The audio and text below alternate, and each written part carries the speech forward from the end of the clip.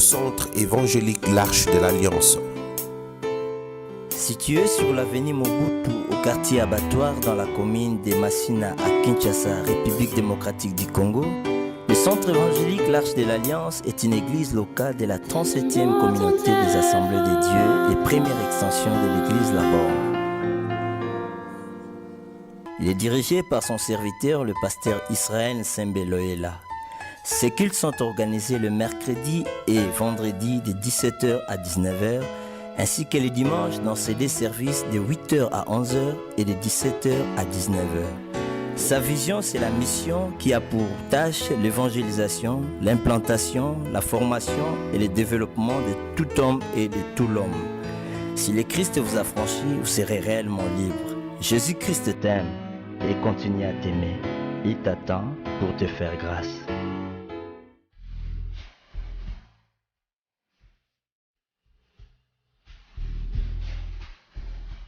Promis d'être avec nous jusqu'à la fin du monde. Il est toujours fidèle. Il est tellement fidèle, Emmanuel, le Dieu avec nous. Il est tellement fidèle.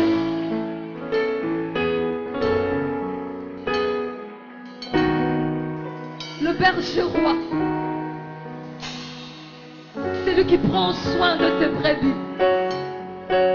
Il est toujours à nos côtés, toujours près de nous, pour nous secourir au moment opportun.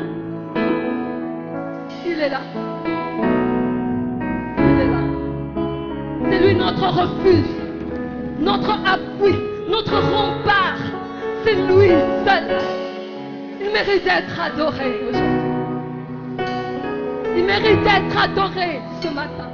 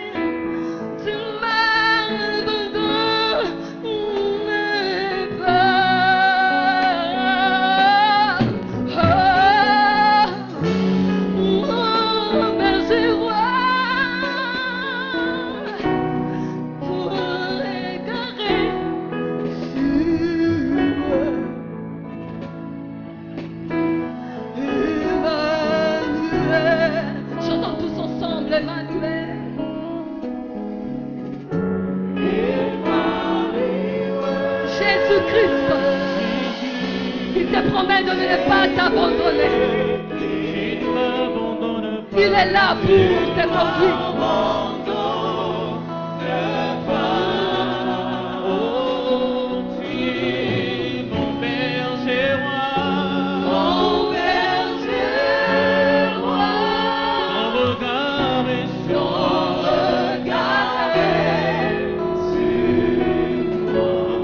Emmanuel,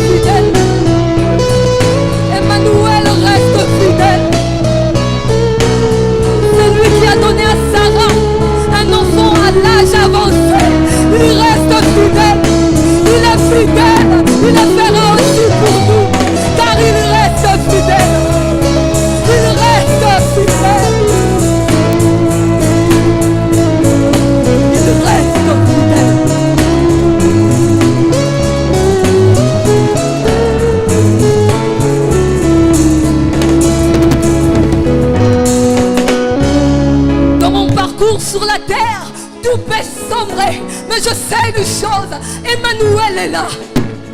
Il continue à marcher avec moi. Même lorsque je suis dans la vallée de l'ombre de la mort, je sais une chose, je suis avec Emmanuel. Je veux voir la lumière et je veux passer, car je sais, Emmanuel est avec moi. Je le sais. Je le sais.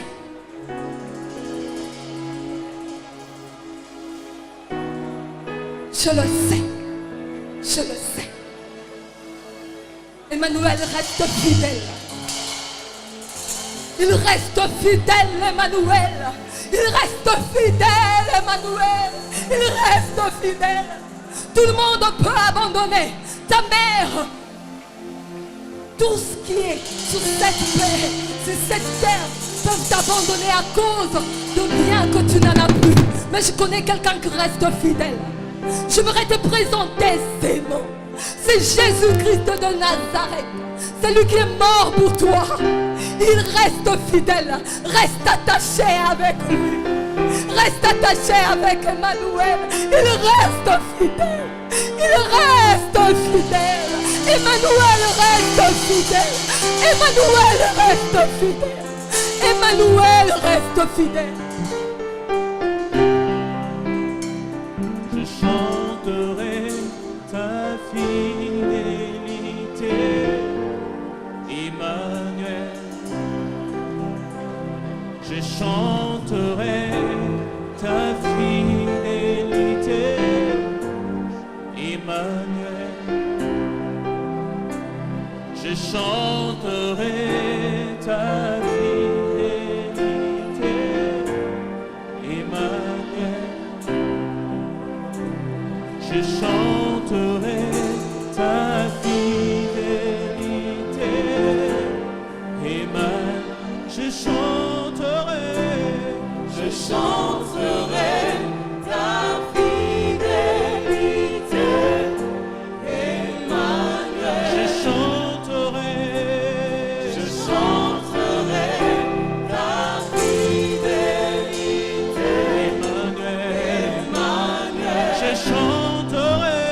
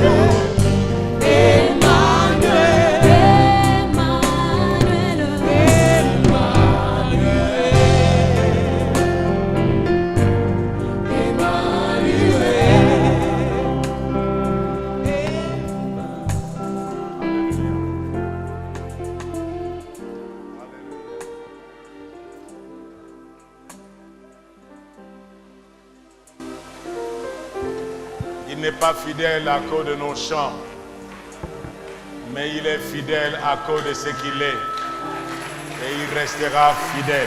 Que vous voulez chanter ou pas, il est fidèle. Quand vous chantez, vous voulez seulement l'exalter dans sa fidélité. Et si vous ne voulez pas chanter, ça ne changera rien du tout de ce qu'il est.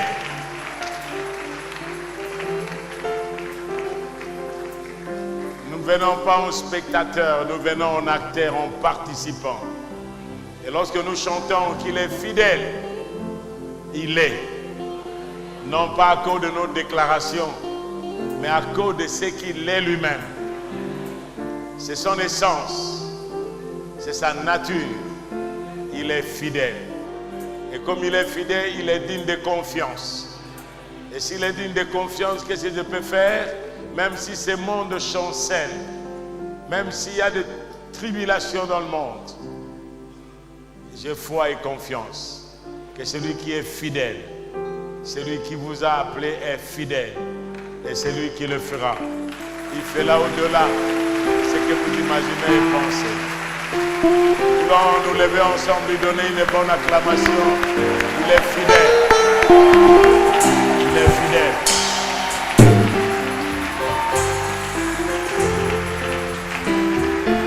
Il est fidèle. Il est fidèle. Levons nos mains. Voulons lui dire, tu es fidèle. Et s'il y a quelque chose qui te trouble ce matin, pense à la fidélité de Dieu. Il est dit, même si nous sommes infidèles, lui demeure fidèle. Car il ne peut se renier lui-même. Il ne peut se renier lui-même, il restera fidèle. Il demeurera fidèle. Merci Seigneur, au milieu de tout ce que nous pouvons connaître comme tribulation.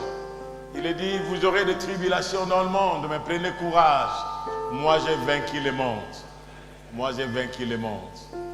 Même si ce royaume, pour entrer dans ce royaume, c'est avec beaucoup de tribulations, mais nous sommes avec le Seigneur dans notre bateau.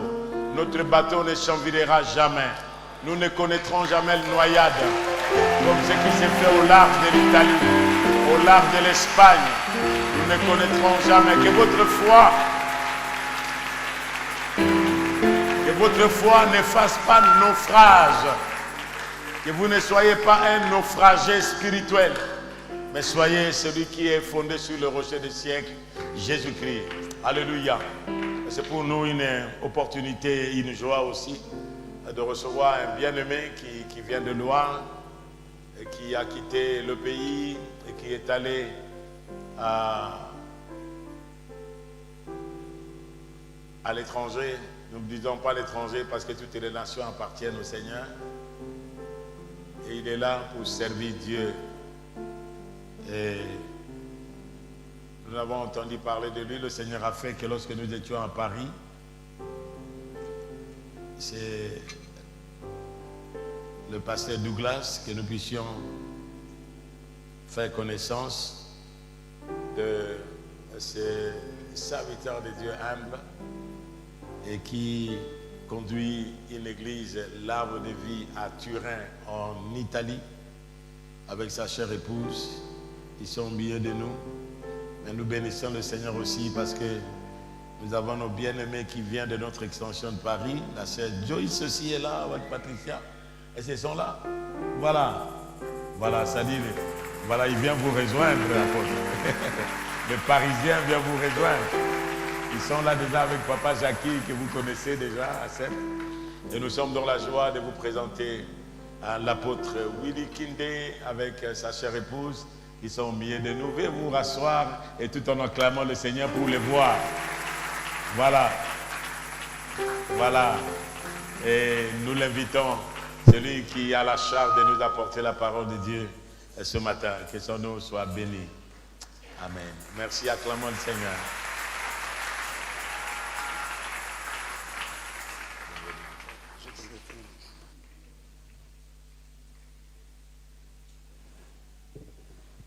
Gloire à Dieu. Que Dieu soit loué. Je bénis Dieu parce que l'Assemblée m'a accueilli et a applaudi pour la grâce de se revoir ce matin. Mais je mourrais qu'un fanatique, un amoureux de Jésus puisse faire ça bien en acclamant très fort son Dieu. Alléluia. Fais ça plus que ton voisin. Nous sommes dans un dimanche de célébration. Nous sommes venus lui dire qu'il est grand, qu'il est bon, qu'il est puissant. Il nous a gardés, protégés, soutenus durant toute la semaine, durant la moitié de l'année. Nous lui sommes très reconnaissants. Alléluia. J'aimerais aussi profiter directement pour dire un grand merci à notre Dieu pour l'opportunité, la grâce. Je me sens un privilégié d'être là et surtout que le papa puisse me céder sa chair. Amen. C'est vraiment un privilège de la part du Seigneur et j'en suis très reconnaissant. Je bénis Dieu de connaître cet homme. En fait, c'était aussi un sujet de prière. J'ai rencontré beaucoup de nos aînés dans la foi, nos papas, mais j'attendais parler de cet homme et je voulais bien vraiment les rencontrer. Et c'est fait que beaucoup de mes amis ont été avec lui, notamment l'apôtre Bondol de l'Australie qui me parlait beaucoup de lui. Et j'ai eu la grâce de voir papa à Paris par la convention, la conférence qu'avait organisée le pasteur Douglas. Et j'ai dit au pasteur Douglas, c'est le plus grand cadeau que tu m'as fait. Bon, je sais que quand vous avez votre papa, vous avez l'habitude de le voir, pour vous c'est normal. Mais je vais vous rassurer que vous avez un don de Dieu, une bénédiction pour l'église corps de Christ. Amen. Vous savez, il est vrai que nous sortions de nos familles, nous avons été éduqués, nous avons peut-être aussi fait des études, mais quand Dieu nous donne un père spirituel, c'est pour nous donner une orientation dans la vie. Et je voulais dire qu'en Israël, c'est le père qui bénit ses enfants. Ce que nos pères biologiques n'ont pu faire, nous avons un père spirituel qui peut le faire et le faire bien. Gloire à Dieu. Merci papa pour la grâce, le privilège. Merci à maman. Merci aux hommes de Dieu, serviteurs de Dieu et à l'église. Merci pour tout. Que Dieu nous bénisse. Je voulais te déranger pour une minute, si nous pouvons nous lever pour faire la lecture, juste pour honorer la parole.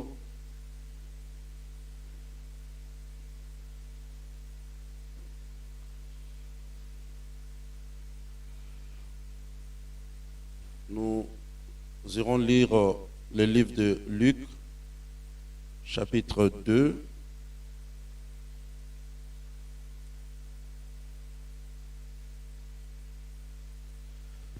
Et nous lirons le 21e verset.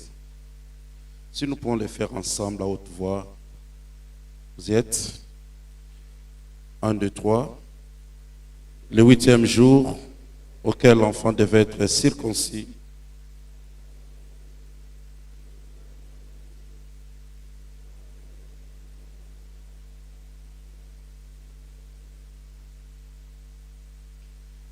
Amen.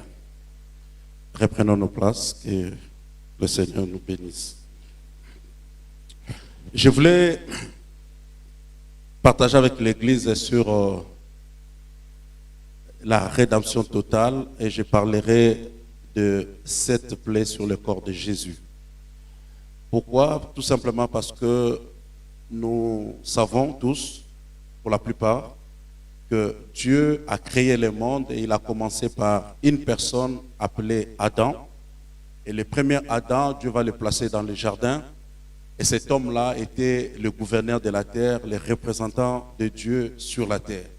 C'était un homme surnaturel, un homme qui pouvait voir comme Dieu, un homme qui pouvait parler comme Dieu et il agissait comme Dieu. C'est un homme que Dieu crée et Dieu lui donne la responsabilité de nommer les animaux. En nommant les animaux, il leur donnait non seulement les qualifications, mais il est déterminé dans leur manière de vivre, caractère, mais en plus, nommer une personne, c'est aussi en quelque sorte prophétiser sur la personne, lui donner une direction. Non seulement cela, mais Dieu donne l'autorité au supérieur, à celui qui doit diriger, gouverner, à nommer les choses. Vous verrez que Dieu n'a pas nommé Ève, mais Dieu a nommé Adam.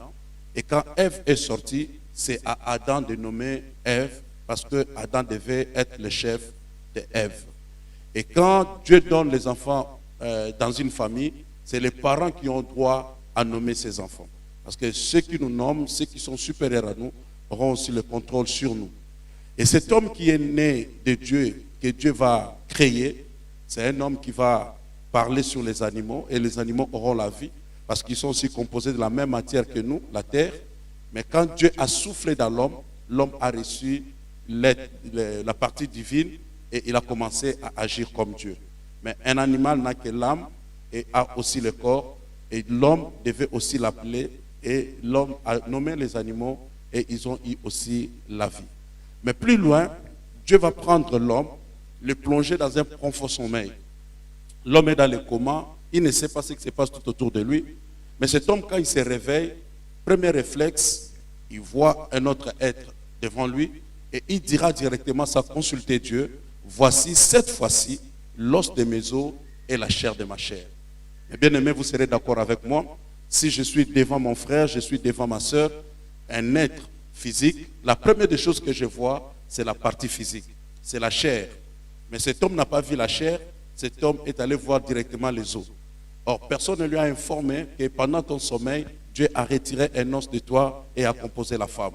Parce que c'est un homme surnaturel, c'est un homme qui agit comme Dieu, qui voit comme Dieu. Il dit non seulement l'os de mes os, la chair de ma chair, on l'appellera Ève parce qu'elle sera la mère de toutes les femmes. Personne ne lui a donné l'information qu'au travers de cette femme, il y aura d'autres femmes. Mais elle a parlé comme Dieu, elle a prophétisé et les choses sont arrivées. C'est un homme qui parlait comme Dieu, qui voyait les choses comme Dieu. Mais quand le péché est entré dans sa vie, il y a eu séparation. Cet homme ne pouvait plus voir comme Dieu, ne pouvait plus parler comme Dieu. Et en lui, les problèmes, la malédiction, les maladies, l'échec est entré et cet homme commençait à trembler. Cet homme que Dieu créait, Dieu le voulait. Dieu voulait toujours avoir un fils sur la terre, voulait avoir un représentant sur la terre. Mais l'homme, après le péché, n'est plus resté la même personne que Dieu avait créée.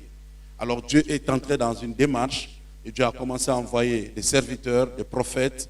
Il établissait des rois. Il pouvait les oindre pour opérer dans une certaine mesure et dans une certaine période. Mais ces enfants que Dieu attendait n'étaient pas encore manifestés.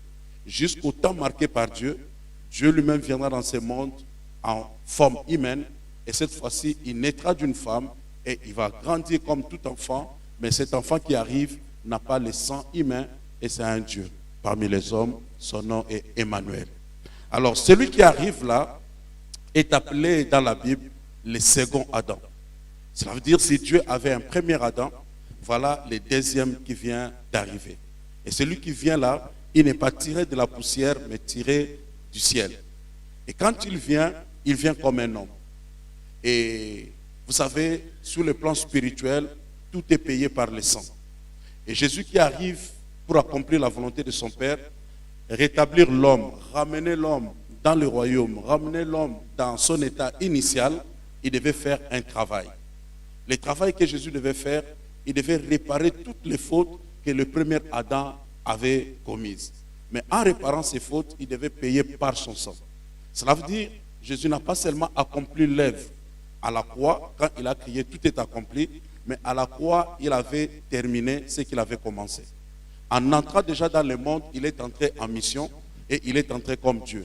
Il n'est pas devenu Dieu après sa mort, mais il est venu comme Dieu et il a grandi comme Dieu, il a opéré comme Dieu, il est mort comme Dieu, il est allé au ciel comme Dieu et il reviendra comme Dieu. C'est cet homme-là que nous sommes là pour adorer. Parce qu'en fait, Dieu avait maintenant une nouvelle race. C'est pour cela, même si nous devons parler de la race, moi je ne dirais pas que nous avons 4 grandes races, mais nous avons 2 grandes races. Parce qu'en fait, auprès de Dieu, il n'y a pas de jaune, il n'y a pas de rouge, il n'y a pas de noir, il n'y a pas de blanc. Mais pour Dieu, il y a les enfants de Dieu et il y a ces créatures ou ceux qui ne sont pas encore convertis, qui n'ont pas encore reçu Jésus comme Seigneur et Sauveur. Donc Dieu a créé que 2 personnes. Il a créé le premier Adam et il a créé le second Adam. Maintenant, tout homme qui naît d'un homme et d'une femme sort du premier Adam. Et en sortant du premier Adam, naturellement, automatiquement, on a la sémence du péché. Sans qu'on puisse te forcer, un enfant, un bébé peut être aussi jaloux de son frère. Un petit peut commencer déjà à refuser quelque chose à son frère. C'est inné, c'est en lui. Il ne fait pas d'effort pour pécher. Il ne fait pas d'effort pour être en colère. Il ne fait pas d'effort pour avoir peur. Or, la peur, c'est une manifestation du péché. Quand il n'y avait pas encore le péché, l'homme n'avait pas peur. Mais quand le péché est entré dans l'homme, l'homme a commencé à manifester la peur. Comment vous pouvez expliquer un petit bébé, on peut le prendre, le soulever un peu comme ça en l'air et le petit manifeste la peur. Or, la personne qui doit manifester la peur, c'est une personne qui a connu une expérience de peur, c'est alors qu'il va commencer à les manifester. Mais un bébé n'a jamais fait un accident, ne connaît pas quelque chose qui peut être lié à la peur, mais automatiquement il commence à les manifester. C'est pour dire que nous ne péchons pas parce que nous devons pécher, mais nous péchons par nature, étant nés de l'homme et de la femme. Et comme cela, Dieu va établir le second Adam, qui va faire une œuvre pour que Dieu ait encore une autre race de fils, selon sa pensée et selon la pensée initiale. Maintenant, la Bible nous dira, à tous ceux qui l'ont reçu, à tous ceux qui croient à son nom, il leur a donné le pouvoir de devenir enfants de Dieu. Cela veut dire, en naissant d'un homme et d'une femme, naturellement, je suis une créature de Dieu, mais je ne suis pas encore un enfant de Dieu. Mais quand je reçois Jésus, il y a un transport, il y a un transfert. Je quitte le royaume des ténèbres et j'entre dans la lignée des fils de Dieu. Et maintenant, dans cette lignée, j'ai l'assurance d'avoir la vie éternelle. Ma relation avec Dieu est rétablie. En fait, c'est aussi cet homme que Dieu attendait, l'homme du jardin. Amen. Et cela se passe par le Saint-Esprit. Maintenant, nous pouvons opérer comme le premier Adam. Nous pouvons donner les ordres aux animaux. Nous pouvons vivre sur la terre, mais en étant au ciel. Mais qu'est-ce que Jésus a fait pour nous ramener dans cette situation-là? L'homme qui est né de Dieu, que Dieu a créé, le premier Adam, avait un problème au niveau du péché. Quand il a péché, c'est son sang qui fut contaminé. Parce qu'en fait, dans l'homme, c'est l'esprit, bien sûr. Mais la vie de l'homme coule par son sang. Aujourd'hui même, la science nous le démontre. Si tu fais un accident aujourd'hui et que tu as perdu beaucoup de sang, ça sera difficile même de te récupérer. Parce qu'en fait, c'est comme si ta vie est liée à ton sang. On parle de sang par rapport à des générations, on parle de sang par rapport à des examens ADN pour reconnaître un peu la source, la lignée de personnes. Donc par ton sang, on peut te lire. On peut lire ton état de santé, on peut lire aussi ta généalogie. Alors voilà, le sang est problématique parce que le sang est contaminé maintenant par le péché. Mais Jésus qui arrive, Dieu ne permet pas, le second Adam, qu'il puisse passer par la liaison d'un homme et d'une femme. C'est comme cela, par la visitation de l'ange, Marie sera fécondée et cet homme qui sort ou cet enfant qui va naître de Marie n'est pas passé par une union d'un homme et d'une femme. Et par conséquent, il a un sang non contaminé, il a un sang divin. La science peut le prouver aujourd'hui. Il y a des mères, vous pouvez trouver des mères qui peuvent garder un bébé, mais qui n'a pas participé et qu'il n'a pas eu union d'un homme et d'une femme. Donc Dieu l'avait déjà fait à cette époque-là. Et Jésus qui va naître, c'est un enfant spécial, c'est une promesse de Dieu pour l'humanité, mais en naissant, il est déjà né comme Dieu, parce qu'en fait, il y avait une prophétie sur sa vie, que son nom sera Emmanuel, ce qui signifie Dieu parmi les hommes. Mais c'est un hébreu, c'est un petit qui est né dans une situation géographique qu'on peut définir, dans une famille, dans une tribu, et il devait aussi passer par des rites et coutumes que les Hébreux faisaient par rapport à leurs enfants, surtout les premiers nés garçons. Alors qu'est-ce qui devait se faire? La Bible va nous dire, déjà étant bébé, quand il avait 8 jours, on devait l'amener au temple. On l'amène au temple pourquoi? On l'amène au temple pour être circoncis. Donc je dirais ceci, que la première plaie que Jésus a subie sur son corps physique, c'était la plaie de la circoncision. Et quand il avait 8 jours. Mais nous n'oublions pas que j'avais dit que tout ce que Jésus devait faire, il devait réparer les fautes du premier Adam et il les réparait par son sang. Parce que dans le monde spirituel, tout est payé par le sang. Le premier sang qui coule dans le corps de Jésus, ce n'était pas encore à la croix, ce n'était pas encore entre les mains des bourreaux romains, mais c'était par la circoncision. Or, la circoncision ne datait pas du temps de Jésus. La circoncision datait depuis l'époque et Dieu l'a initié avec Abraham comme étant un signe d'alliance. Amen. Et tout enfant qui naissait de de ses patriarches, Abraham, il devait avoir ces signes s'il était un garçon. Et pour Dieu, c'était un signe d'alliance. Et voilà maintenant, Jésus aussi, à son 8e jour, on va l'amener au temple. Mais quand on amène Jésus au temple, il y avait aussi un homme dont la vie était liée à la vue de Jésus, à la naissance de ce Messie. Et cet homme s'appelait Simeon. Il était devenu vieux, mais Dieu a lié sa vie ou sa mort à la vue de ce bébé. Jusqu'à ce que la Bible dira qu'il était poussé par l'Esprit pour venir au temple. Je m'imagine qu'il avait l'âge avancé, il pouvait avoir aussi la maladie de vieillesse, mais il ne pouvait jamais mourir parce qu'il était lié à une prophétie. Il y avait une parole sur sa vie. Et cette parole, c'était liée à la vue du Fils. Et je pense aussi qu'il ne venait pas très souvent au temple. Mais ce jour-là, la Bible dit qu'il a été poussé par l'Esprit. Que Dieu puisse aider une personne qui peut-être aujourd'hui n'avait pas la pensée de venir ici, mais poussé par l'Esprit se retrouve au milieu de nous, c'est pour un but. Et je crois que Dieu va visiter cette personne. Et Jésus qui arrive au temple avec ses parents, Simeon aussi qui quitte sa maison et qui arrive au temple. Il prend le bébé entre ses mains, il fait une déclaration et à la fin il dira à Dieu, il dit, maintenant tu peux prendre ton serviteur parce que mes yeux l'ont vu. Bien aimé, on ne vit pas longtemps parce que peut-être on suit un régime alimentaire équilibré, ou peut-être on est né dans une famille où il y a des gens peut-être qui vivent longtemps, ça peut aussi. Mais la Bible lit la vie par rapport à l'observation d'honorer ses parents, c'est pour vivre longtemps et être établi sur son territoire. Et si aussi Dieu te donne une parole, cette parole prophétique va prolonger ta vie. Je croyais que tu allais dire Amen bien. J'ai dit ta vie est liée à ta parole. Aussi longtemps que cette parole ne s'est pas encore accomplie, tu ne partiras pas. Et j'ai béni Dieu pour la parole qu'il a déposée sur ta vie. Quels que soient les dangers et les problèmes qui peuvent te passer dans la ville, toi ta vie est liée à la prophétie. Et aussi longtemps que tu n'as pas accompli ou tu n'as pas vu la réalisation de la prophétie, tu ne partiras pas. Que Dieu te fasse grâce. Que cette parole prophétique puisse s'accomplir. Que Dieu t'amène à accomplir cette parole. Et quand on amène le bébé au temple, selon la coutume, les parents arrivaient avec le bébé et les parents déposaient le bébé entre les mains des lévites ou des sacrificateurs qui devaient faire le travail. Parce qu'en fait, il y avait des chambres qui étaient totalement noires dans les temples où on faisait ce travail de la circoncision. Les parents arrivaient avec le bébé, mais les parents déposaient le bébé entre les mains des lévites. Les lévites prenaient le bébé et entraient dans la chambre. N'oublions pas, à l'époque, nous n'avons pas encore l'anesthésie. Ce n'est pas la médecine d'aujourd'hui. Donc, on prenait l'enfant, on les ligotait bien, on l'attachait trop bien, on les tenait trop bien avec les lévites, et un autre venait avec un couteau, venait avec un ciseau, et il coupait le petit. Le petit dans la chambre devait crier, crier, crier, mais il y avait un interdit. Les parents ne pouvaient pas entrer dans la chambre pour récupérer le bébé. Parce qu'en fait, le bébé était entre les mains des serviteurs, ils devaient faire leur service jusqu'à la fin. Laissez-moi dire à une personne que dans la vie, il y aura des situations, il y aura des problèmes où tu vas te retrouver seul dans une chambre noire, il y aura l'intervention de personne. Tu peux crier comme tu veux, personne ne viendra intervenir, et parfois tu croiras même que le ciel est fermé. Mais ce n'est pas le diable qui est en train de te traiter, c'est Dieu lui-même qui est en train de travailler.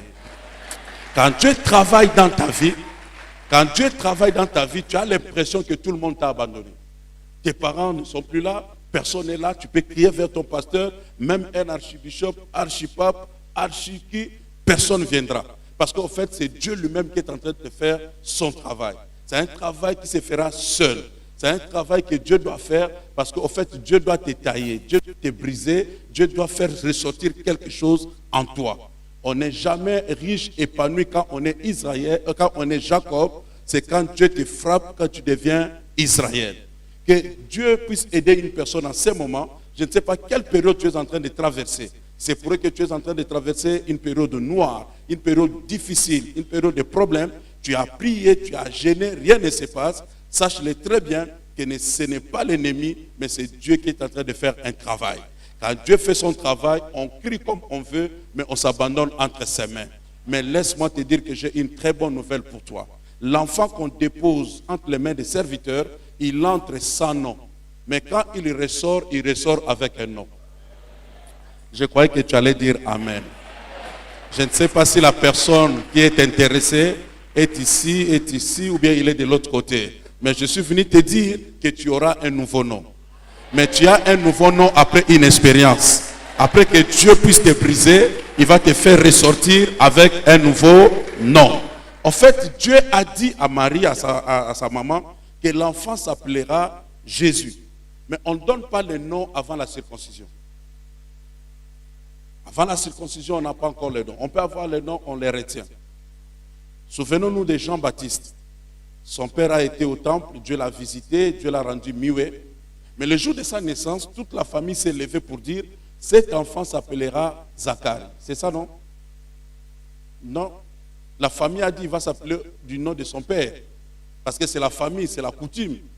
Mais le papa va demander une craie pour écrire au tableau que cet enfant s'appellera Jean. Or, Jean, c'est un nom qui n'existe pas dans la famille. Pour la première fois, le papa va briser la loi, va briser la coutume pour dire que cet enfant va s'appeler Jean. Et Jean signifie la grâce de Dieu. Est-ce que je peux parler à quelqu'un? Je dis, tel que tu es là, tu es la première personne qui va changer le système dans ta famille. Oh mon Dieu, je disais que tu vas changer les choses. Toi, tu vas amener un autre nom. Un nom qui n'a jamais existé dans la famille, c'est toi qui vas commencer. Si tout le monde a échoué, voici la première personne qui va réussir. Si tout le monde est dans la pauvreté, voici le premier riche de la famille. C'est un nouveau nom qui va commencer. Et ce nom n'a jamais existé dans la famille, mais c'est Jean qui vient de commencer. Et Jean signifie la grâce. Et je crois de tout mon cœur que la grâce de Dieu est sur toi. Oh, si tu ne me crois pas, moi je crois à ta place. Je dis que tu as la grâce. Celui qui a la grâce veut dire une faveur imméritée. Si tu commences à recevoir des choses comme tout le monde, c'est que tu es monsieur tout le monde. Tu as la grâce, se distingue par sa façon de faire. Même si on a besoin de 10 personnes dans un lieu de travail et que vous vous présentez à 1000, ça ne dépendra pas de ton diplôme, mais la grâce va te localiser. Ah mon Dieu, je crois que la personne est là au balcon. Je dis que la grâce de Dieu va te localiser là où tu es. Ça ne sera pas à cause de ta beauté, ça ne sera pas à cause de tes moyens, mais à cause de la grâce. Que la grâce de Dieu te favorise dans la vie. Nous étions dans cette ville où si quelqu'un appartenait dans une grande famille, il va aller dire ça partout, il va influencer les gens tout autour de lui. Je suis monsieur tel, je suis de telle région, je suis tel. Bien aimé, si des hommes sur la terre peuvent bénéficier de cette faveur-là, à combien plus forte raison les enfants de Dieu? Nous avons la plus haute recommandation. Moi aussi, je peux dire aux gens, j'appartiens dans une grande famille. Mon père n'est pas un roi, mais il est le roi des rois. Et je dis, à cause de son nom, je dois avoir la grâce. Je dis que tu seras favorisé dans ta vie. On va t'ouvrir la porte par la grâce. Tu vas réussir par grâce. Tu vas avancer dans la vie par grâce. Tu vas te marier par grâce. Tu toucheras l'argent par grâce. Tu voyageras par grâce. Et tout va se tourner en bien pour toi par la grâce de Dieu.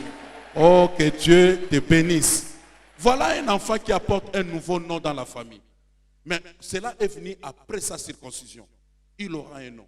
Après une souffrance, après des pleurs, il porte un nouveau nom. Mais non seulement il va porter un nouveau nom, mais quand Dieu avait établi la circoncision comme signe d'alliance auprès d'Abraham, Dieu a prononcé des paroles. Il n'y a jamais eu un appel sans promesse. Quand Dieu appelle une personne, Dieu donne la promesse. Parce que la promesse va te soutenir.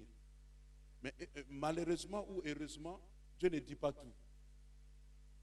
Dieu dit seulement à Abraham, tu seras grand, je vais t'élever, je vais te bénir. Mais Abraham va découvrir par la suite des temps que sa femme est stérile. Dieu lui dit, tu entreras sur un terrain béni, un terrain où je vais t'élever, mais il arrive là-bas, il y a déjà des géants. Un homme comme Paul, Dieu va lui dire que tu vas me témoigner devant des rois. Mais Dieu ne lui a jamais dit que tu iras à Rome comme prisonnier. Il y a toujours une partie de ta prophétie qui sera cachée. Mais tu vas la vivre, tu vas regretter, tu vas souffrir, mais ça fait partie de ta vie. Oh, je croyais que tu étais là, sinon à ta place, j'allais me lever comme papa pour dire ça c'est moi. Que Dieu t'aide. Une fois que tu as reçu ta prophétie, que les choses se tournent en mal, ça va faire partie de la prophétie. Parce que ce que Dieu a déclaré, ce que Dieu a dit sur toi, ça s'accomplira. Dieu a dit à Abraham, le jour de la circoncision, parce qu'Abraham fut circoncis le même jour que son fils Isaac. Et le papa et l'enfant, les deux ont changé de démarche. C'était sans anesthésie. Mais en fait, tu peux te moquer d'Abraham, mais il vient de recevoir un signe d'alliance, un signe d'appartenance. C'est pour cela, bien aimé dans le Seigneur, tu remarqueras, le jour où Dieu parle à Abraham, il dit, tes enfants seront grands, tu auras des rois, tu feras sortir des rois. C'est une prophétie. Or, Jésus accepte la circoncision. Or, la circoncision touche une partie de la reproduction. Jésus ne viendra jamais pour avoir une femme et avoir des enfants. Or, la Bible dit, tout ce qu'il faisait pour nous. Ma vie est cachée en Jésus, comme ta vie aussi est cachée en Jésus. Quand Jésus accepte la circoncision, en fait que tout ce qui sortira de toi puisse réussir. J'ai dit que tout ce que tu feras dans la vie réussira. J'ai dit que tout ce que tu produiras sera grand. Tes enfants seront des rois, seront des princesses, seront des reines. Ils réussiront. Oh mon Dieu, est-ce qu'il y a des parents dans cette salle? Je ne parle pas des enfants de voisins. Je parle de tes enfants. Ils feront ta fierté. Ils feront ta distinction. Par tes enfants, on te reconnaîtra. Je dis que tes enfants ne finiront pas dans la prison. Tes enfants ne finiront pas dans la drogue. Tes enfants ne seront jamais des délinquants. Tes enfants seront des grands responsables. À cause de la circoncision de Jésus, tout ce qui sortira de toi réussira. Tout ce qui sortira de soi sera grand. Si tu le crois, tu dis Amen. Quand on parle des enfants ou des fils de la Bible, on ne parle pas toujours des fils biologiques. Les fils spirituels réussiront. Les fils adoptifs réussiront. Mais au-delà de cela, tout ce qui est le produit de ta sueur, c'est un fils. Ton entreprise, ton business, ton ministère, c'est un fils. Et je viens te parler ce matin comme un prophète. À cause de la circoncision de Jésus, tout ce que tu feras sortir réussira. Tu ne fais plus partie de ce groupe-là de gens qui doivent fuir l'échec. C'est ton père qui a échoué, mais toi tu n'échoueras jamais. Toi tu es identifié à la circoncision de Jésus.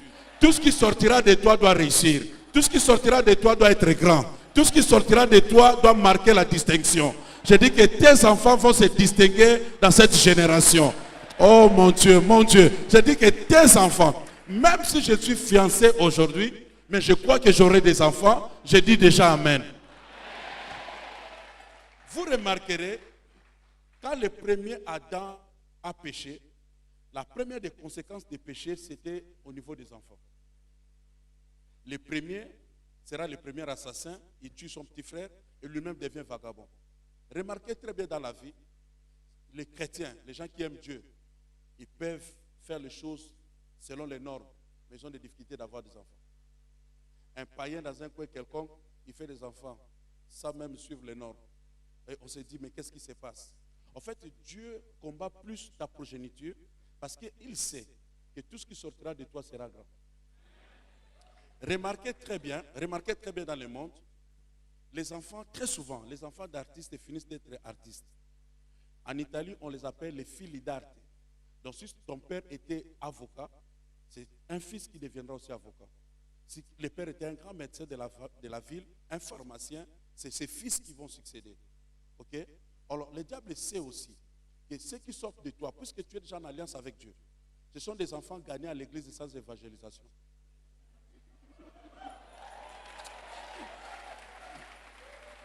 Vous n'avez pas remarqué, beaucoup de grands musiciens ont des enfants aussi, bons chanteurs, bien musiciens.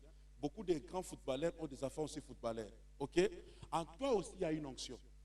Et tout ce qui sort de toi, que le diable combatte comme il veut, il y a déjà une grâce sur leur vie. Et c'est comme cela que le diable s'acharne trop à ta progéniture. Parce que c'est ta progéniture qui va changer l'histoire. C'est ta progéniture qui va l'écraser la tête. Et il sait ces choses et c'est comme cela qu'il te fait la guerre. Mais au nom de Jésus, tu ne resteras pas stérile. Au nom de Jésus, tu auras des enfants et des enfants qui vont aller très loin, qui vont, oh mon Dieu, dis Amen bien que j'avance. Papa, Dieu m'a fait grâce à 22 ans, j'étais pasteur et à 25 ans, je me suis marié. Et ma femme avait 20 ans. On s'est croisés quand elle avait 17 ans. Nous sommes à Naples, au sud de l'Italie. On va consulter un médecin et le médecin va nous dire que vous avez le même sang, vous ne pouvez pas avoir des enfants normaux. Tous les enfants que vous allez faire, ce sera des enfants malades, dingues, qui auront des problèmes au niveau de la tête. Or, en réalité, moi et ma femme, nous ne sommes pas de la même nation. Donc, nous ne sommes pas du même pays. Et j'ai trop bien vérifié, mon père n'est pas passé dans leur pays. Donc, on ne peut pas avoir le même sang. Si on pouvait avoir le même sang, je reconnais que nous avons le même sang en Jésus. Le médecin va me condamner, il va me dire que tu n'essayes même pas, vous n'aurez pas des enfants normaux. Je n'avais pas encore mon séjour, je n'avais pas encore de moyens pour faire tant d'examens. Mais je suis allé consulter le médecin des médecins. Et quand je lis ma Bible, il me dit ceci. Si vous me servez de tout votre cœur, vos femmes ne resteront pas stériles, ils ne feront pas des avortons. Deuxième verset, si Dieu sur la terre s'accorde pour demander une chose, Dieu le fera. Je demande à ma femme, chérie, tu crois? Il dit, chérie, je crois. On se tient les mains, Rekabo Shekaya Baba. 9 mois après, elle a commencé à changer de démarche et à jeter la salive. Nous sommes allés voir le même médecin. Le médecin me dit, monsieur, qui t'a autorisé? Et j'ai lu un troisième verset. Tout ce que vous demanderez en priant, croyez que vous l'avez reçu et vous le verrez. On a cru aujourd'hui et on a vu après. Le monsieur va me condamner encore. Il dit, qui t'a donné l'autorisation? Mais c'est très dangereux tout cela. Il va faire son examen. Il dit, bon, au début ça va, on va vérifier encore. 8e mois, nous rentrons, il va encore examiner. Il dira, oh, mais ça va cette fois-ci. J'ai hué sur le diable dans son cabinet. 9e mois, l'enfant sort en bonne santé. Je lui ai donné le nom de Eben Ezer. Aujourd'hui, il a 21 ans. Oh mon Dieu. Au lieu de s'arrêter là, le médecin dit, monsieur, n'essaye pas pour la prochaine fois. S'il ne nous avait pas menacé, s'il n'y avait pas un défi, on allait attendre 2 ans. Mais comme il y avait un défi, une année après, ma femme a changé encore de demande. Non, tu ne me crois pas. Le deuxième est arrivé en bonne santé. Or, quand Dieu commence une chose, il termine avec perfection. Quand Dieu fait une chose, il fera la deuxième. C'est comme cela que David pouvait dire que le même Dieu qui m'a donné la victoire dans la forêt, comme il l'a fait une fois, il fera encore pour la deuxième fois. La deuxième fois, l'enfant est sorti en bonne santé. D'ailleurs, il était tellement turbulent quand il était petit. Ça, c'était un signe qu'il est bien. Et comme il y avait 2, le 3 est arrivé. 7 ans après, un 4e est arrivé. Maintenant, si quelqu'un me voit avec mes enfants, oh, pour toi aussi, en Europe, famille grande. Mais quand le médecin me condamnait, tu n'étais pas là. Quand je pleurais, tu n'étais pas là. Oh, laissez-moi dire à quelqu'un, Dieu bénira le fruit de tes entrailles. Dans notre famille, on n'échoue pas. Dans notre famille, on ne meurt pas stérile. J'avais une grande sœur, elle s'appelait Sarah. Elle a commencé stérile, elle a fini par enfanter. J'avais une autre grande sœur, elle s'appelait Elisabeth. Elle a commencé stérile, elle a fini par enfanter. J'avais une autre grande sœur, elle s'appelait Rebecca. Elle a commencé stérile, elle a fini par enfanter. J'avais une autre grande sœur, elle s'appelait Anne. Elle a commencé stérile, elle a fini par enfanter. Dans notre famille, on ne meurt pas stérile. J'ai dit pour la circoncision de Jésus, oh mon Dieu, on t'a appelé stérile, mais ce n'est pas ton nom. Avec Dieu, tu feras des exploits. Oh mon Dieu, que tout ce qui sortira de toi soit grand.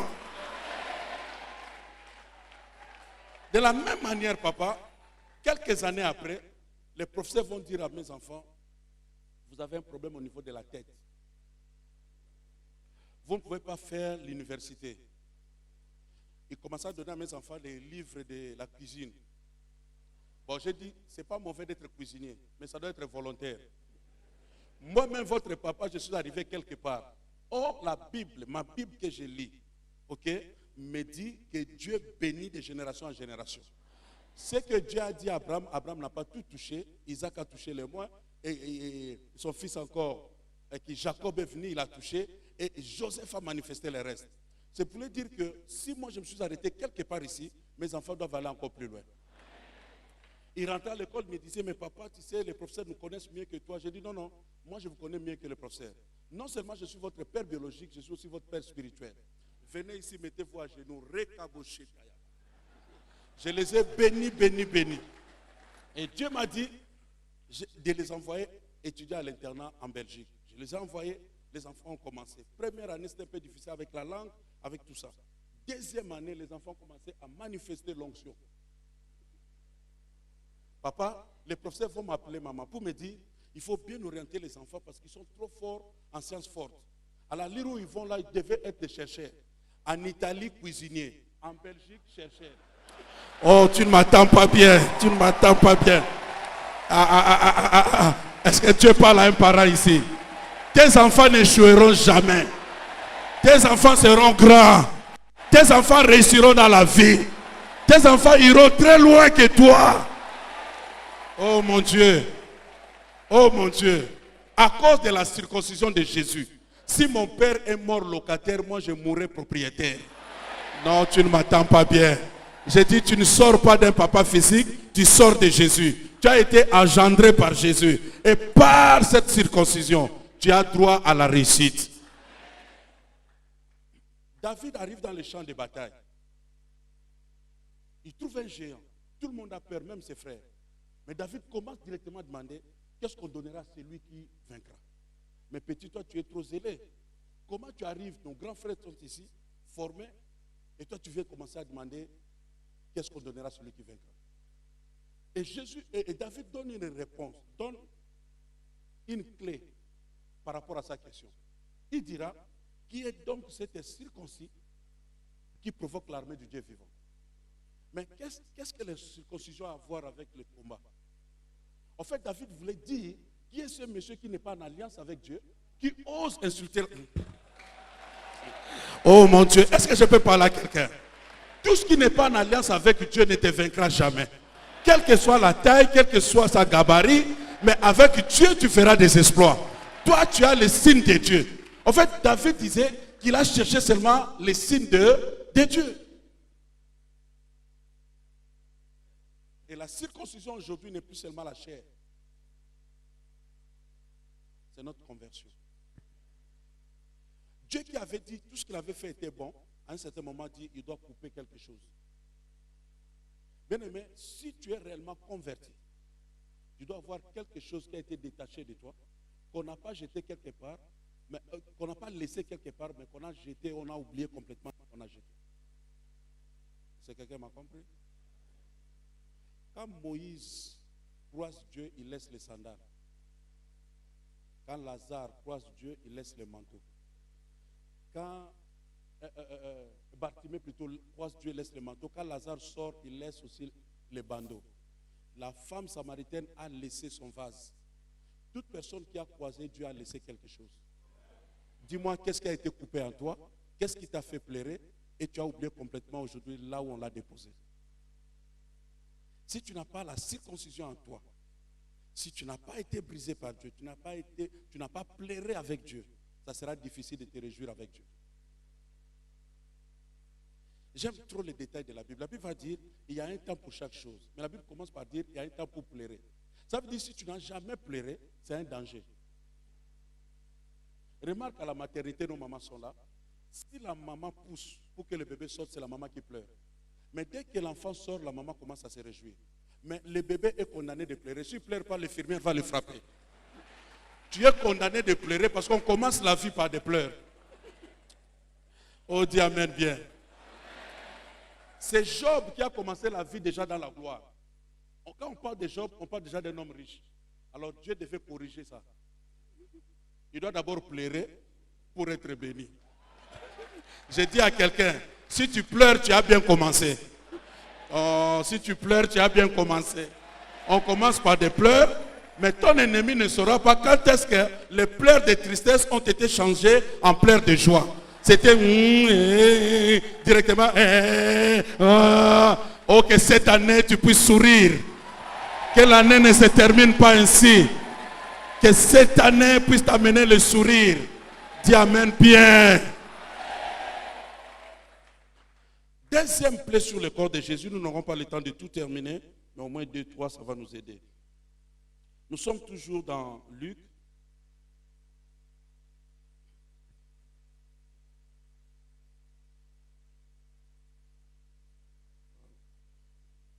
Nous sommes dans Luc 22.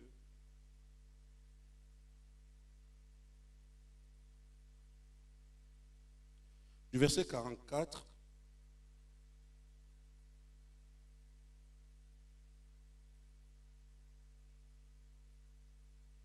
nous lirons verset 41. Amen. La Bible dit ceci, 44. Étant en agonie, il priait plus instamment et sa sueur devint comme des grumeaux de sang qui tombaient à terre. 41. Puis il s'éloigna d'eux à la distance d'environ un jet de pierre et s'étant mis à genoux, il pria. Donc voilà. Ici, nous avons la deuxième plaie sur le corps de Jésus. Donc pour la deuxième fois, le sang va couler sur le corps de Jésus. Mais cette fois-ci, il ne sera pas fouetté. Cette fois-ci, on ne va pas le tailler, mais cette fois-ci, il est en prière. C'est à quelques heures de son arrestation et aller à la croix. Il demande à ses apôtres, il demande précisément à 3 de ses apôtres de l'accompagner dans un jardin appelé Gethsemane. Et là, il va commencer à prier. Et quand il prie, la Bible dit que sa sueur devient comme des grumeaux de sang. Donc, à la place de sueur, on voit au travers de ses pores des gouttes de sang. Beaucoup ont douté sur cette déclaration, mais la science aujourd'hui prouve que ces phénomènes existent et on l'appelle hématidrose. Ces phénomènes, c'est quand quelqu'un entre dans des stress ou une colère, il peut se passer que ses nerfs ou bien ses veines se dilatent et s'éclatent et au travers de ses pores ne sortent pas la sueur, mais des gouttes de sang. C'est prouvé par la science. Et Jésus l'a vécu. Et il y avait des témoins qui ont vu ça. Et quand cela est sorti, Jésus était en prière. Alors n'oublions pas, le premier Adam dans un autre jardin a été condamné après son péché. Quand il vivait dans la facilité, il y avait des fruits qu'il pouvait seulement cueillir. Après le péché, Dieu lui avait dit, maintenant tu mangeras par la sueur de ton front. Ce n'était pas une parole de bénédiction, une parole de malédiction. C'était une souffrance, une déclaration. Mais quand Jésus arrive comme second Adam, il va dans un autre jardin. Il sème dans la prière. Il sème dans des cris vers son Père. Et à la place de la sueur, c'était le sang. Il a payé par rapport à cette déclaration. C'est pour cela, dans notre génération, nous croyons à la grâce, tout simplement parce que la grâce va nous favoriser dans la vie. Papa, il y a un sondage américain qui dit plus de 90% des personnes dans la vie ne réussissent pas à cause de leur diplôme ni à cause de leur beauté. Ils réussissent à cause des connexions, à cause des relations. Le fait que Dieu aujourd'hui m'a fait grâce de connaître le pasteur Douglas, ça ne s'est pas arrêté là. Par Douglas, je connais le pasteur Israël et aujourd'hui je me ressource dans son église. Ce n'est pas l'argent, c'est une relation, c'est une connexion. Je peux avoir l'onction de la tête au point des pieds. Sans une personne, je ne serai jamais introduit. Le président peut t'appeler, mais tu as besoin de protocole pour te faire entrer. Je vais dire à quelqu'un dans cette salle que toi là, tu ne souffriras pas comme ton père. Toi, tu vivras la grâce de Dieu. Tu feras un petit boulot, tu auras beaucoup. Parce qu'en fait, la sueur a été déjà payée. Ça ne dit pas que tu ne vas pas travailler. Tu vas travailler. Mais ton travail ne sera pas une souffrance. Ça ne sera pas une peine. Tu auras la joie de ton travail et tu auras les bénéfices de ton travail. Oh, je croyais que tu allais dire amen bien. Je dis que Dieu va favoriser ta vie. Dieu va faciliter ta vie. Parce que quelque chose a été payé. Mais ce que j'aime trop encore par rapport à ces versets. La Bible dit, Jésus s'est déplacé d'environ un jet de pierre. Si vous visitez des vieilles civilisations, comme chez nous en Italie, tu vas voir Rome, Naples, Turin, partout nous sommes là, des villes sont encerclées, il y a des portes. Et non seulement il y a des portes, mais les frontières ou les limites sont faites par des pierres. Ok? Alors, quand la Bible dit Jésus s'est déplacé, donc il a laissé les apôtres qui l'ont accompagné dans la prière, peut-être ici, et il s'est déplacé d'un jet de pierre. Cela veut dire que Jésus a traversé la frontière. Je voulais dire à quelqu'un que là où ton père s'est arrêté, toi tu ne t'arrêteras pas là. À cause des déplacements de Jésus, toi aussi tu vas te déplacer. Tu iras très loin que là où tes parents se sont arrêtés. Je dis que tout ce qui n'arrivait pas dans ta vie va arriver à cause de ces déplacements. Parce que la bénédiction est liée au mouvement.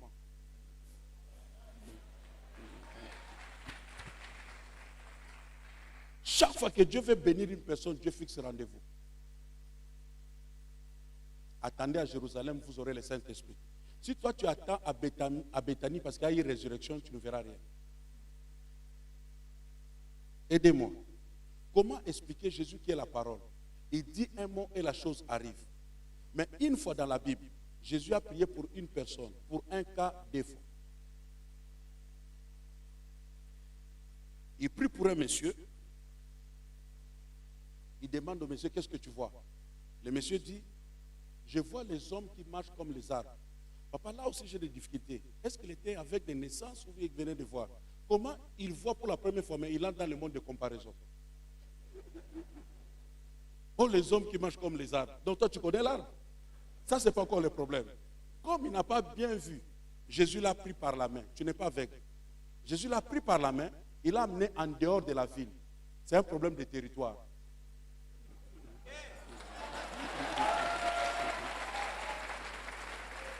Il prend maintenant la boue, il met sa salive, il met sur le monsieur, lave-toi à la piscine, le monsieur voit, comment tu vois? Je vois clairement. Écoute maintenant, parce que chaque médicament, si, même ceux qui consultent les marabouts, s'il n'y a pas un interdit, le fétiche là n'est pas fort. Jésus va lui dire ceci. Rentre dans ta maison, mais n'entre pas au village.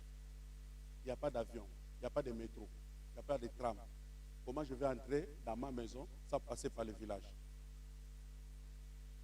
Ça, c'était la recommandation de Jésus. Cela ne voulait pas dire qu'il ne pouvait pas entrer dans son village. Ça veut dire que si tu restais dans le système du village, tu ne vas rien voir. Tu dois sortir de là pour voir. Et comme tu as vu, ne rentre plus dans le système, rentre dans ta maison. Merci. Il y a des endroits qui ne bénissent pas. Il y a des endroits qui ne sont pas tes endroits. Tu peux arriver, rien ne marche. Mais quelqu'un d'autre arrive, ça marche. Parce que c'est son territoire. Que Dieu bénisse tes pieds. Que tu te retrouves toujours à un bon endroit, au bon moment. Et je dis que toi là, tu ne feras pas les surplaces. Toi, tu dois te déplacer. Cela veut dire que tu feras un mouvement. Comme Jésus n'a pas prié seulement sur place, mais il est allé au-delà d'un jet de pierre. Ça veut dire qu'il est allé au-delà d'une frontière. Et je dis à quelqu'un, s'il y avait des frontières dans ta vie, Jésus l'a déplacé par sa prière. Toi aussi, tu ne vivras plus de frontières. Il n'y aura plus de limites. Tu iras au-delà dans le nom de Jésus. Dis Amen, bien que cela s'attache à ta vie. Bon, je vais terminer par Jean 19, premier verset. Troisième plaie sur le corps de Jésus.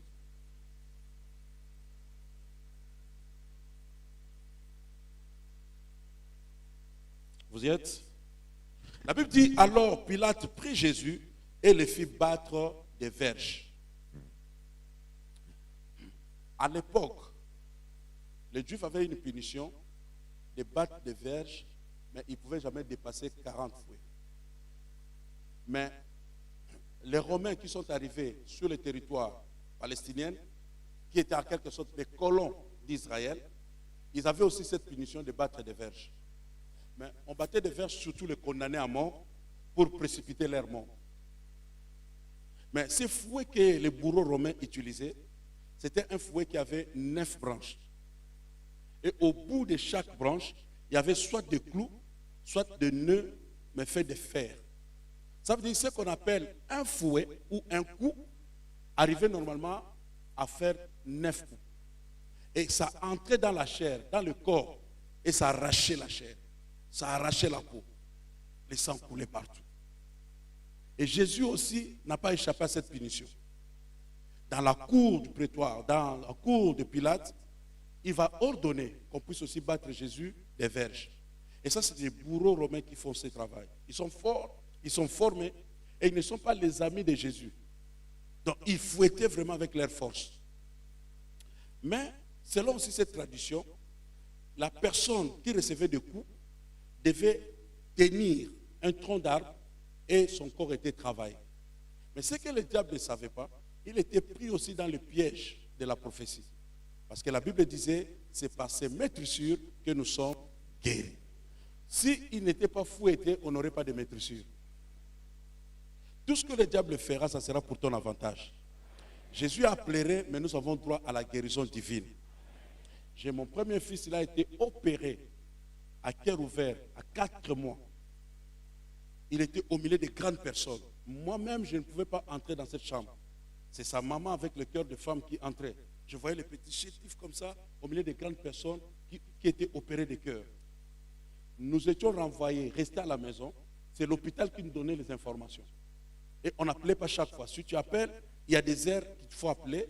Et c'est là où on va te dire comment il va, qu'est-ce qu'on va faire avec lui. C'était très pénible et difficile. Bien aimés dans le Seigneur, beaucoup sont entrés dans cette opération, sont morts. Mais par la prière et la grâce de Dieu, l'enfant est sorti de là. On l'a examiné après 3 mois, après 4 mois, après 6 mois. Après, les médecins ont dit, il n'y a plus rien, il peut évoluer tranquillement. Mais ce que vous devez savoir, on a brisé ses côtes pour opérer. 4 mois, très faible. Et il n'y a pas une reconstitution. On remet seulement les choses en place et on croit seulement à un processus naturel pour que les choses rentrent normales. Le deuxième est venu, tant de problèmes. Parce que j'en parle des enfants, j'en connais. Le deuxième est mort entre mes mains, faisant une fièvre forte. Je ne pouvais même pas frapper à la porte du voisin. La voiture n'était pas là. On devait courir à l'hôpital. Bien aimé dans les Seigneur, le médecin l'a observé et dit, si vous avez passé quelques minutes, vous n'aurez pas cet enfant. Mais papa, quand le troisième arrive, il naît avec un problème des reins. Les reins droits pourrissaient déjà dans le corps, dans le ventre de sa mère. Et les médecins l'ont vu. Ils nous diront, quand il va sortir, on fera tout pour l'opérer. Mais l'enfant qui sort, il est très petit. On ne pouvait même pas l'opérer. Et ils nous ont fixé rendez-vous en lui donnant des médicaments chaque jour. Quand l'enfant respire ici, c'est toute la salle qui va écouter. C'était difficile. Parfois même, c'est comme s'il partait. Et à un certain moment, la maman s'est levée et m'a dit, cet enfant ne sera pas opéré, parce que mon premier était opéré, je ne veux pas une autre opération. Ah, avec sa foi, même si tu es toi l'apôtre, elle a sa foi, elle ne veut pas. J'ai adhéré à sa foi. Mais écoutez, chaque fois, la situation s'empirait. Une fois, elle a voulu changer la couche du petit. Elle a vu des vers dans la couche. Donc, les médecins nous ont dit, comme vous avez pris beaucoup de temps, certainement ce n'est plus un rein seulement qui est pourri, mais d'autres organes aussi sont pourris. Le diable essaie d'accentuer les choses. Mais on croyait tellement et on continuait de prier. Chaque homme de Dieu qui passait chez nous, on lui proposait de prier pour l'enfant. Bien aimé, à 1 année et 8 mois, on a envoyé une unité dans ma maison venir nous arrêter, l'unité des carabiniers. Les carabiniers en France sont comme les CRS. Ils arrêtent des bandits, des anti-bandits. On nous a pris, on nous a mis dans la voiture des policiers. C'est ce jour-là que j'ai su que si tu es dedans, il n'y a pas de place pour ouvrir. Et puis tout est fermé. On était avec ma femme comme des criminels. Pourquoi? Parce que vous ne voulez pas amener l'enfant à l'hôpital. Si c'était en Afrique, on allait dire, moi, bon, on nous arrête, on nous amène à l'hôpital. Et on me fait signer des papiers. On dit, s'il y a un problème pour cet enfant, vous serez arrêté. Et là, on s'avançait que par la foi. On a examiné l'enfant, on dit, non, ce n'est pas pour ici. On nous renvoie dans un autre hôpital, au nord de Milan, à Bergamo. Il y a un hôpital spécialisé pour les enfants. Nous arrivons là-bas. On fait entrer l'enfant. Les médecins commençaient à entrer et sortir. Les médecins responsables étaient entrés et les sortis. Il m'a regardé et dit, monsieur, bon, attends un peu. Tu sais, si tu es dans cette situation-là, tu peux être stressé à un certain niveau. Tu ne sais pas quelle nouvelle on va te donner. Et finalement, le monsieur va sortir. Il dit, monsieur, qu'est-ce que vous avez donné à l'enfant? Je dis, pratiquement rien. Il me fait sortir le premier cliché. J'ai dit, les photos qu'on a tirées quand il était dans le ventre de sa mère. Les reins droits qui pourrissaient déjà. À ce stade, ça serait d'autres organes aussi. Parce que vous avez arrêté de lui donner les médicaments. Mais regarde ce que nous avons tiré aujourd'hui comme photo. Il n'y a plus le problème des reins. Aujourd'hui, je vous parle. Il doit faire 18 ans. Le 22 août. C'est demain, après-demain, je ne sais plus, j'ai des dates. Elle fera 18 ans. Il fait 18 ans et il joue au football. Il est en bonne santé. Il ne vous mange pas possible. Je dis petit, d'amener au ligne. Pourquoi? Parce que tu as souffert quand tu étais petit. Oh mon Dieu. Dis amen bien. Que toute maladie, même dite incurable dans cette salle, en ce moment, reçoive la guérison au nom de Jésus. Par les maîtrissures de Jésus, nous sommes guéris. La femme, la maman qui m'interprète en italien, elle a souffert de sida pendant 4 ans. Dieu l'a guérie miraculeusement. Elle a des papiers, elle vit encore. J'ai une autre maman dans l'église, on a enlevé tout ce qui est organe de femme dans son ventre. Elle habitait Palerme. Elle est arrivée à Turin, là où nous sommes. Dieu a dit que je vais te bénir, je vais te donner un enfant. La maman est venue me trouver au bureau. Elle dit, homme de Dieu, je respecte ton ministère, mais ne dis pas de telles choses en public. Parce que tu ne me connais pas. tel que je suis là, je n'ai rien dans mon ventre pour garder un enfant. J'ai dit, maman, je ne te connais pas, mais moi, Dieu m'a dit. Il est allé. Elle est allée se faire consulter. Les médecins ont examiné. D'abord, on l'a découragé pour dire, regarde ce que tu as. Ne pense même plus au problème des enfants. Quelques mois après, la maman entrait dans la salle en train de chanter, de danser. On dit, mais qu'est-ce qui se passe? Il fait voir les photos qu'on a tirées. Elle a tout en règle dans son ventre. Dis à ton voisin, il y a un Dieu. Par les maîtrisures de Jésus, nous sommes guéris. Tu dois croire à cela. Quelle que soit la maladie, quel que soit son nom, Jésus l'a vaincu. Je termine par ici. Celui qu'on frappait, il devait tenir un tronc d'arbre et il livrait son dos. Jésus de même, il a tenu un tronc d'arbre et on a travaillé tout son dos. Il a été frappé, mais il a toujours tenu l'arbre. Quand il bougeait avec ce tronc d'arbre. Il ne lâchait jamais le tronc d'arbre, mais il a accepté, il a donné son dos. Dans le langage biblique, le dos signifie le passé et la poitrine c'est l'avenir. Jésus a gardé ton avenir et il a traité tous tes problèmes du passé. J'ai dit à une personne que ton avenir est merveilleux. Ton avenir a des surprises que personne n'a vues parce que Jésus l'a protégé. Tu auras une élévation de surprises. Tu auras une gloire de surprises. Il y aura un tout à coup dans ta vie parce que personne n'a vu ton avenir. J'ai dit, quand tu critiques, qu'on parle mal de toi, mais qu'il parle du passé. Or, par rapport au passé, Jésus l'a réglé. Mais quant à ton futur, c'est un secret. Jésus a gardé ton futur. Jésus a protégé ton futur. Et quelle que soit la sorcellerie de la famille, de mauvaises langues, toi tu réussiras. D'ailleurs, tu seras une surprise pour ta famille. Ils ne sauront pas là où tu vas arriver. Ils apprendront que tu es arrivé quelque part.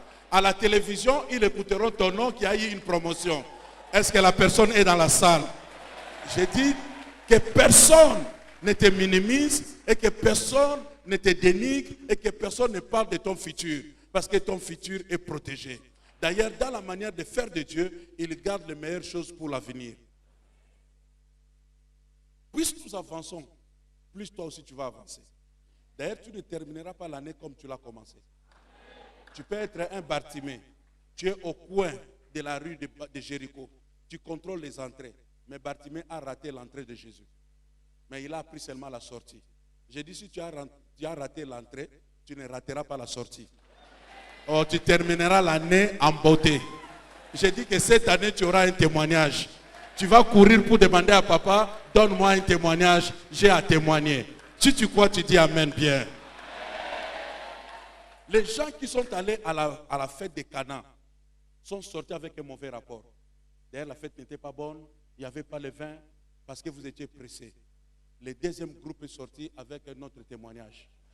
Vous qui êtes partis avant, vous n'avez pas vu cette gloire.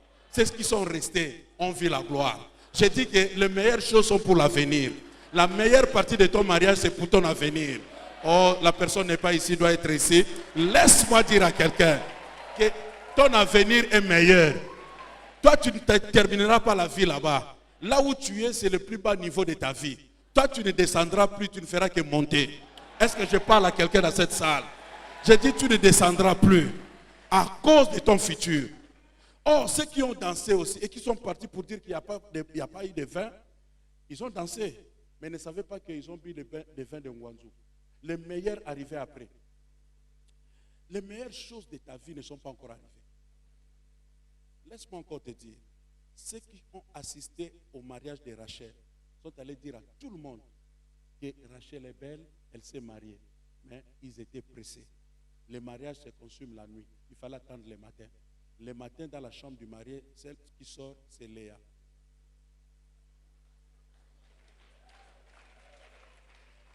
Léa se marie sans salon de coiffure, sans parfum, sans robe, sans coiffure, mais seulement à cause du choix que le Père va faire sur lui. Je vais dire à quelqu'un, Dieu va te tenir la nuit. Quand tout est noir dans ta vie, et il va t'introduire dans la gloire. Que Dieu vous bénisse. Que Dieu vous fasse du bien. Que Dieu change ta vie. Que Dieu t'amène dans une autre dimension. Que tu vives le signe de la rédemption. Que tout ce qui sort de toi réussisse. Que ton travail soit béni. Et que toute souffrance du passé soit réglée. Que ton avenir soit meilleur. Dans le nom de Jésus. Tu crois à cela, tu dis Amen. Tu crois à cela, tu dis Amen. Tu dis Amen 3 fois plus que tout le monde. Amen. Lève ta main droite. Lève ta main droite. Lève ta main droite et déclare après moi. Seigneur mon Dieu, dans le nom de Jésus, je crois de tout mon cœur et je confesse de ma bouche que Jésus a tout payé pour moi. Je crois à la circoncision de Jésus. Que tout ce qui sortira de moi soit grand, soit puissant, réussisse. L'échec est loin de ma vie. Dans le nom de Jésus. Je crois à la plaie de l'agonie. Je déclare que mon travail est béni. Mon lieu de travail est béni. Je suis en paix avec mes collaborateurs. Je ne ferai que progresser dans ce travail. Les fruits de mes mains sont bénis. Je suis favorisé. J'ai la faveur de Dieu. Dieu m'a fait déplacer. Je vais au-delà des frontières. Là où mon père s'est arrêté, je ne m'arrêterai pas là. J'irai très loin. À cause de la prière de Jésus. Je déclare que mon passé a été réglé. Mais mon futur est protégé. J'ai un futur meilleur. Je crois à mon futur. J'ai la foi à la réussite. J'ai la foi à la guérison, à l'élévation, à la gloire. Dans le nom de Jésus, je déclare de ma bouche, je crois de tout mon cœur que mes enfants réussiront. Mon église ira de l'avant. Nous sommes bénis. Mon avenir est meilleur. Mes enfants iront très loin. Ma femme réussira. Mon époux réussira. Dans le nom de Jésus, je m'attends à de bonnes surprises. Dieu va changer l'histoire de ma vie. Dieu va amener les meilleures choses. Parce qu'il garde les meilleures vers la fin. Dans le nom de Jésus, j'avais connu l'époque de Simon. Mais je m'attends à l'époque de Pierre. Maintenant, dans le nom de Jésus, que l'onction de Dieu et la grâce de Dieu tombent sur moi, remplissent ma vie, me changent complètement, dans le nom de Jésus.